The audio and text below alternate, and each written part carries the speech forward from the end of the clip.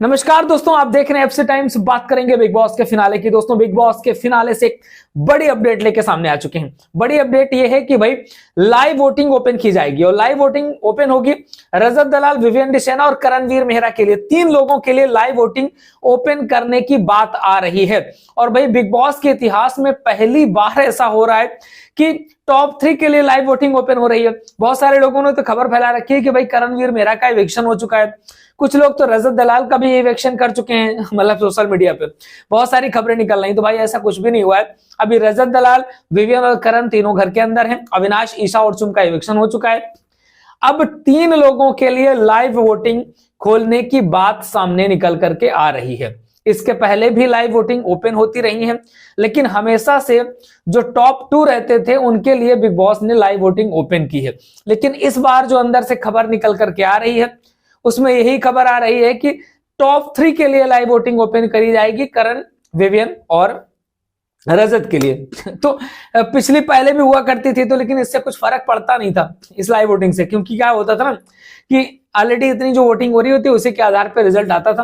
ये तो केवल नाम कराने के लिए, केवल फर्जी में लोगों को एंगेज करने के लिए वोटिंग कराई जाती थी। 15 मिनट की वोटिंग में क्या ही कर लोगे यार, इतने दिन से 4 दिन से 5 दिन से लगातार वोटिंग कर रहे हैं लोग। लेकिन भाई इस बार तो कुछ नया ही सुनने को मिल रहा है कि इस बार टॉप 3 के लिए वोटिंग कराई जाएगी। तो कहीं ना कहीं मेकर्स की मंशा साफ समझ में आ रही है।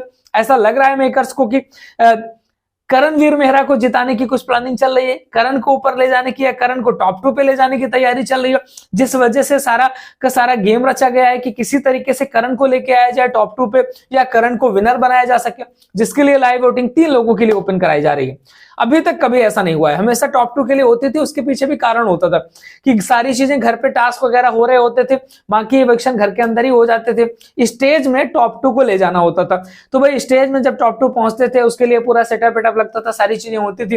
तो उतनी देर में लोग टाइम पास कर लेते थे, कहते थे भाई चलो 15 मिनट के लिए वोटिंग कर लूं। उतनी देर में वो कुछ डांस परफॉर्मेंस वगैरह दिखा दिए जाते थे और यहाँ वोटिंग चलती रहती थी, जनता वोट करती रहती थी और इसके बाद ये रिजल्ट घोषित कर देते थे। लेकिन इस बार तो भाई नई चीज हो गई है, टॉप 3 के लिए वोटिंग करवा रहे हैं। अब यहां पर जब टॉप 3 के लिए वोटिंग करवा रहे हैं तो थर्ड इविक्शन होगा लगभग 11:30 बजे के आसपास, क्योंकि उसके पहले इविक्शन होने वाला नहीं है। क्योंकि जब 3 लोगों का इविक्शन कर देंगे, यहाँ पर ईशा का इविक्शन कर देंगे, चुम का कर देंगे, अविनाश का कर देंगे, इसके बाद कहेंगे कि हम वोटिंग खोल रहे हैं, फिर जाके वो लगभग 11 11:30 तक बच चुका होगा। उसी समय वोटिंग स्टार्ट होगी। तो भाई रजत दलाल के सपोर्टर्स, विवियन के सपोर्टर्स और करण के सपोर्टर्स, तीनों लोग जिसको भी जिताना चाहते हो भाई वोटिंग के लिए तैयार रहना। अपने धनुष्मान प्रत्यंचा लेके सारे फोन ऑन लेके बैठे रहना, बस दर वोट मारते चले जाना, है ना। क्योंकि ऐसा लग रहा है कि इस बार लाइव वोटिंग के आधार पर रिजल्ट लोग देने वाले हैं, क्योंकि मेकर्स को साफ पता चल चुका है कि रजत दलाल विनर बन रहा है, ये समझ में आ चुका है।